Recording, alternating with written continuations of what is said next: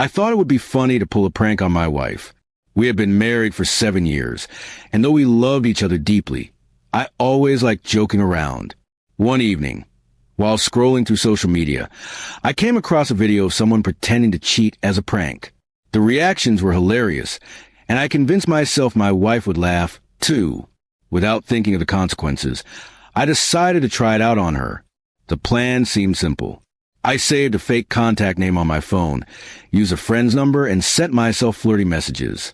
I even left my phone in places where my wife could easily see the notifications. I thought it would be harmless fun, a silly surprise that would end with both of us laughing. But the moment she first noticed the text, her face turned pale and my stomach dropped. She didn't say anything right away. That scared me more than if she had yelled. My wife simply picked up my phone, scrolled through the messages, and placed it back down silently. I tried to keep my composure, acting as if I didn't notice. In my mind, I thought this was still part of the prank, but the tension in the air told me this wasn't funny anymore. Later that night, she came into the living room with tears in her eyes. "Who is she?" she asked, her voice trembling. My heart sank instantly. I wanted to laugh it off, to say it was a joke, but for some reason, the words got stuck in my throat. Seeing her pain broke something inside me, and for the first time, I realized how cruel my little prank had become. I quickly told her it was fake, that there was no woman, no affair, nothing at all. I showed her the friend's number, explained the messages, and begged her to believe me. But the damage was already done. She looked at me with disbelief, as if she wasn't sure whether I was telling the truth. The trust we had built over years was shaken in just a few hours. The next morning, she barely spoke to me. She moved around the house quietly, avoiding eye contact.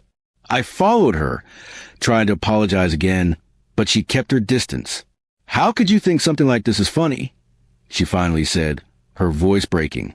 I had no answer because deep down, I knew I had been selfish. For days, things were cold between us. Meals were eaten in silence, and laughter disappeared from our home. I kept asking myself why I had done it, why I thought hurting her feelings was a joke. My prank, meant to be harmless, had turned into a painful wound. I was desperate to fix it. So I planned something different. Not a prank this time, but a real apology. I wrote her a long letter, explaining my foolishness and how much she meant to me. I reminded her of our first date, our wedding, the nights we stayed up dreaming about our future. Then I promised never to let jokes cross into cruelty again. I left the letter by her pillow with flowers and waited nervously.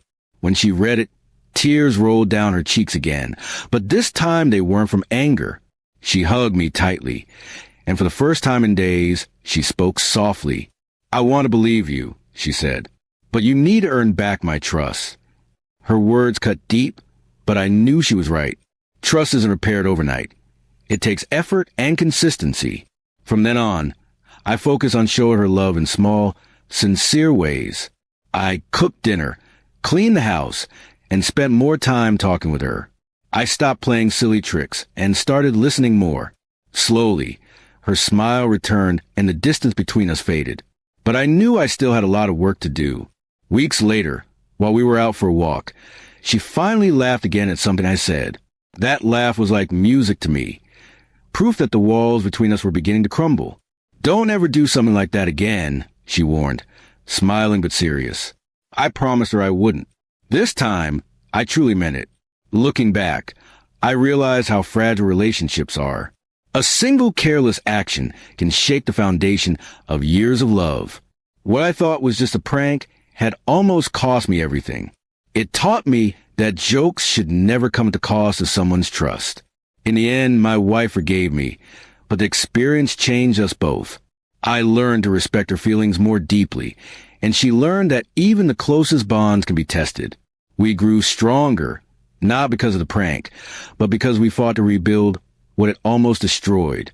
Now, whenever I think of pulling a prank, I remind myself of that painful lesson. I choose laughter that lifts us up, not tears that pull us apart.